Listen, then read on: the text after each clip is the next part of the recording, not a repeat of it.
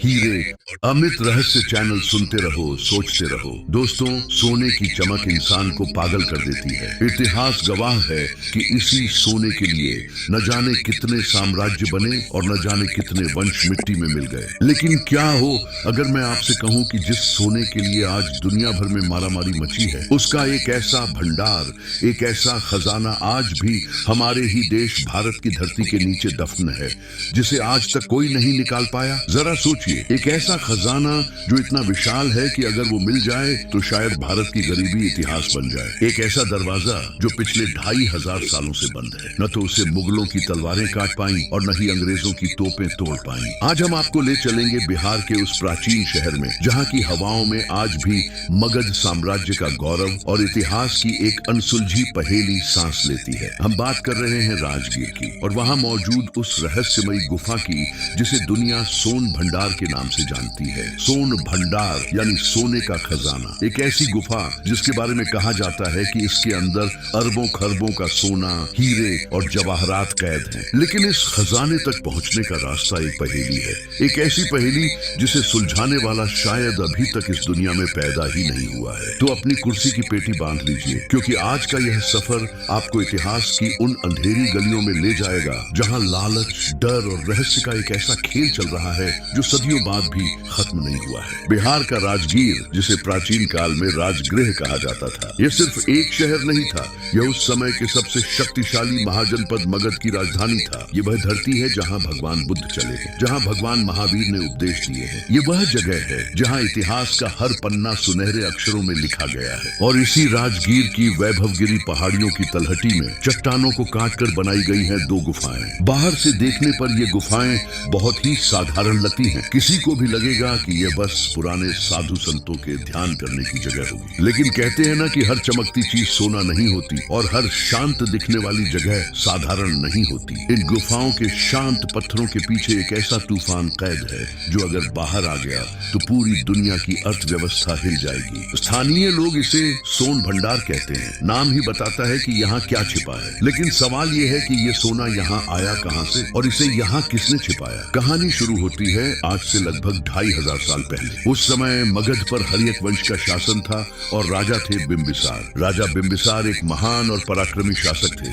उन्हें सोने और चांदी से बहुत प्रेम था। कहा जाता है कि उनके पास इतना सोना था कि उसे गिनना नामुमकिन था। मगध उस समय का सबसे अमीर राज्य था और बिंबिसार की तिजोरियां हमेशा भरी रहती थी। लेकिन कहते हैं कि समय और सत्ता का नशा अपनों को भी दुश्मन बना देता है। बिंबिसार का बेटा था अजातशत्रु। अजातशत्रु के मन में सत्ता पाने की भूख इतनी ज्यादा थी कि उसने रिश्तों की हर मर्यादा को लांघ दिया। उसने अपने ही पिता राजा बिंबिसार को कैद कर लिया और खुद को राजा घोषित कर दिया। अजातशत्रु सिर्फ गद्दी नहीं चाहता था, उसकी नजर अपने पिता के उस विशाल खजाने पर भी थी जो बिंबिसार ने सालों की मेहनत से जमा किया था। वह चाहता था कि किसी भी तरह उसे वह सारा सोना मिल जाए। लेकिन राजा बिंबिसार की पत्नी यानी रानी बहुत चतुर थी। उन्हें अजातशत्रु के इरादों की भनक लग चुकी थी। कहानी कहती है कि रानी ने अजातशत्रु के हाथों में खजाना जाने से बचाने के लिए एक बहुत बड़ा फैसला लिया। उन्होंने रातों रात वह सारा खजाना, वह अथाह सोना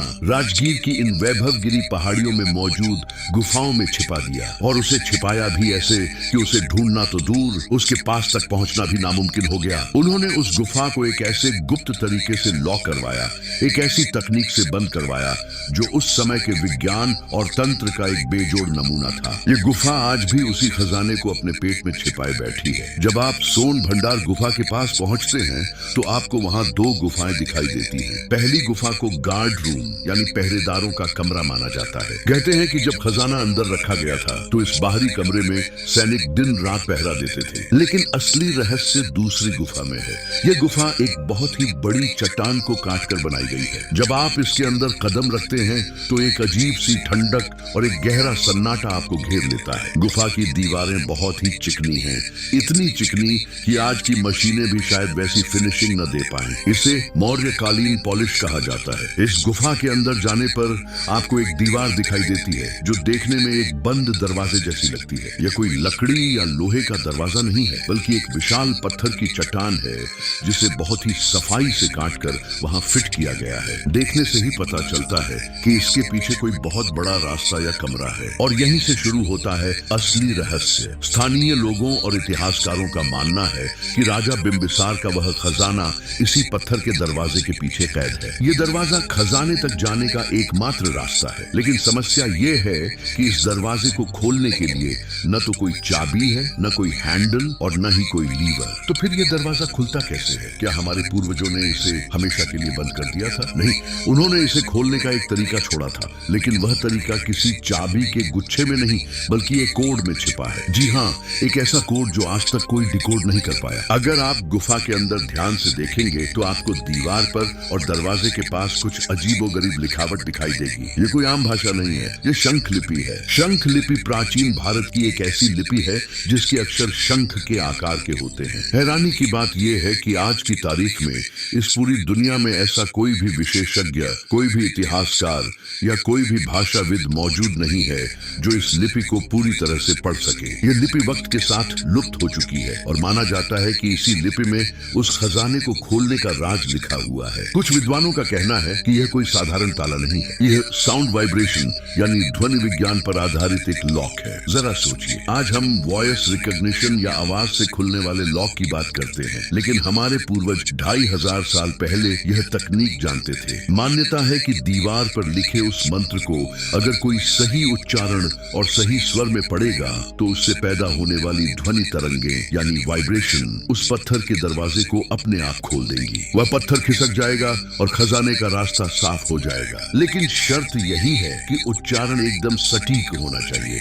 अगर एक भी स्वर गलत हुआ तो दरवाजा नहीं खुलेगा। और आज के कलयुग में ऐसा कोई सिद्ध पुरुष नहीं बचा है जो उस गुप्त मंत्र को सही तरीके से पढ़ सके। शंख लिपि के इन अक्षरों को पढ़ने की कोशिश कई बार की गई, लेकिन हर बार नाकामी ही हाथ लगी। ये लिपि अपने आप में एक पहेली है। ऐसा लगता है जैसे रानी ने जानबूझकर इस लिपि का इस्तेमाल किया था ताकि कोई आम इंसान या अजातशत्रु जैसा लालची व्यक्ति इसे कभी खोल न सके। ये सिर्फ खजाना नहीं है, ये प्राचीन भारत के उन्नत विज्ञान का एक सबूत है जो चीख चीख कर कह रहा है कि हम कितने महान थे। लेकिन दोस्तों, लालच इंसान को किसी भी हद तक ले जा सकता है। जब जब लोगों ने इस खजाने की कहानी सुनी, उनकी आंखों में चमक आ गई। सदियों से लोग इस दरवाजे को खोलने की कोशिश कर रहे हैं। मुगलों के समय में भी कई प्रयास हुए, लेकिन यह चट्टान टस से मस नहीं हुई। और फिर भारत में आए अंग्रेजों ने जब इस खजाने की कहानी सुनी तो उनका लालच भी जाग उठा। उन्होंने सोचा कि वे अपनी ताकत और बारूद के दम पर इस दरवाजे को तोड़ देंगे। अंग्रेजों ने उस जमाने की एक तोप मंगवाई। उन्होंने सोचा कि मंत्र और लिपि का चक्कर छोड़ो, सीधा धमाका करके दरवाजा उड़ा देते हैं। उन्होंने गुफा के ठीक सामने टोप लगाई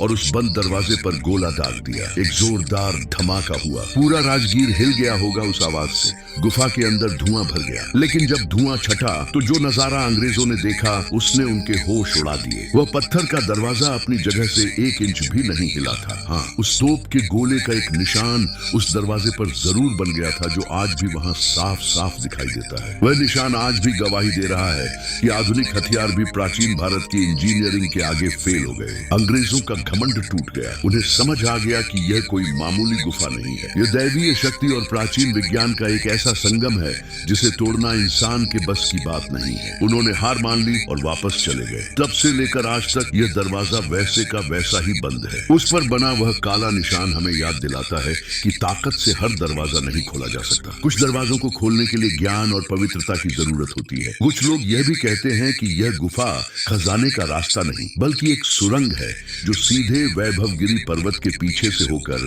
सप्तपर्णी गुफाओं तक जाती है। सप्तपर्णी गुफाएं वही जगह हैं जहां भगवान बुद्ध के निर्वाण के बाद पहली बौद्ध संगीति हुई थी। हो सकता है कि यह खजाना उस समय के संघ के लिए सुरक्षित रखा गया हो। जैन धर्म के अनुयायियों का भी इस जगह से गहरा नाता है। गुफा के बाहर और अंदर भगवान विष्णु और जैन तीर्थंकरों की मूर्तियां उकेरी गई हैं। ये बताता है कि यह जगह सदियों से एक पवित्र स्थल रही है। कुछ साल पहले जब सोन भंडार चर्चा में आया तो कई भूवैज्ञानिकों और शोधकर्ताओं ने यहाँ का दौरा किया। उन्होंने लेजर स्कैनिंग और मेटल डिटेक्टर जैसी आधुनिक मशीनों का इस्तेमाल करके यह जानने की कोशिश की कि क्या सच में अंदर कुछ है, और जो संकेत मिले वह चौंकाने वाले थे। मशीनों ने यह इशारा किया कि उस पत्थर के दरवाजे के पीछे खाली जगह है और वहां कुछ धातु जैसा पदार्थ भी हो सकता है। यानी विज्ञान भी यह मान रहा है कि वहां कुछ तो है, लेकिन वह कुछ कितना कितना बड़ा है ये कोई नहीं जानता। जरा कल्पना कीजिए, अगर आज किसी तरह वह दरवाजा खुल जाए तो क्या निकलेगा? क्या वहाँ सोने के सिक्के,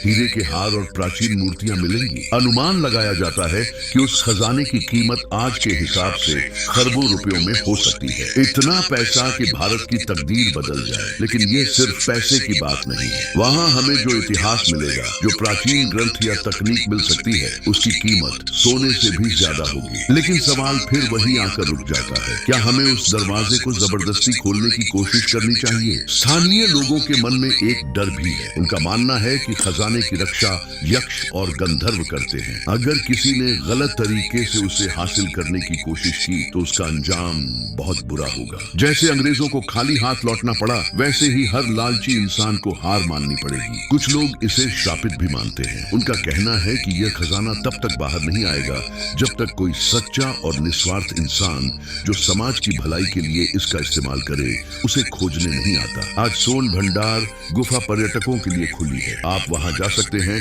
उस गुफा के अंदर खड़े हो सकते हैं। आप उस रहस्यमयी शंख लिपि को अपनी आंखों से देख सकते हैं। आप उस काले निशान को छू सकते हैं जो अंग्रेजों की तोप ने बनाया था। जब आप वहां उस बंद दरवाजे के सामने खड़े होते हैं तो एक अजीब सी सिहरन दौड़ जाती है। ऐसा लगता है जैसे दीवार के उस पार से कोई आपको बुला रहा है। खामोशी में भी एक शोर सुनाई देता है। इतिहास वहां जिंदा है, बस हमसे एक दीवार की दूरी पर। वैभवगिरी की ये पहाड़ियां सिर्फ पत्थर नहीं है, यह मगध के उत्थान और पतन की गवाह है। ये बिंबिसार की महानता और अजात शत्रु के लालच की गवाह है। और सबसे बढ़कर यह उस रानी की बुद्धिमानी की गवाह है जिसने इतने बड़े खजाने को एक ऐसी पहेली बना दिया जिसे 2500 साल बाद भी दुनिया सुलझा नहीं पाई। शंख लिपि आज भी हमें चुनौती दे रही है। क्या भविष्य में कभी कोई ऐसा वैज्ञानिक, कोई ऐसा भाषाविद या कोई ऐसा योगी आएगा जो इस लिपि को पढ़ सकेगा? क्या वह साउंड की कभी मिल पाएगी या फिर यह खजाना हमेशा के लिए वैभवगिरी की कोख में ही दफन रहेगा? यह एक ऐसा रहस्य है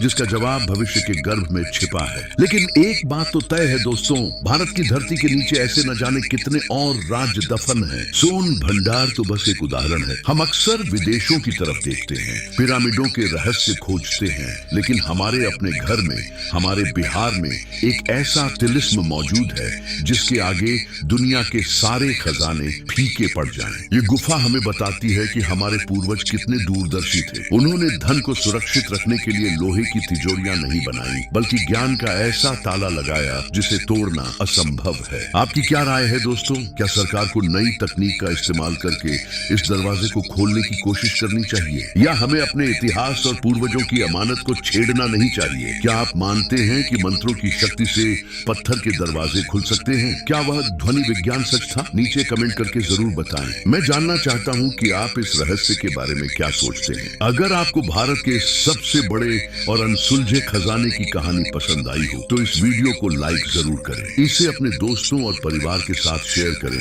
ताकि उन्हें भी पता चले कि हमारा इतिहास कितना गहरा और रहस्यमयी है। और हाँ, अगर आप ऐसे ही रोंगटे खड़े कर देने वाले रहस्यों, विज्ञान और तथ्यों की दुनिया में खो जाना चाहते हैं तो अभी सब्सक्राइब करें अमित रहस्य चैनल को और वह घंटी वाला बटन दबाना बिल्कुल ना भूलें, क्योंकि अगला वीडियो इससे भी ज्यादा खौफनाक और रहस्यमयी होने वाला है। हम फिर लौटेंगे एक और दबे हुए राज से पर्दा उठाने के लिए।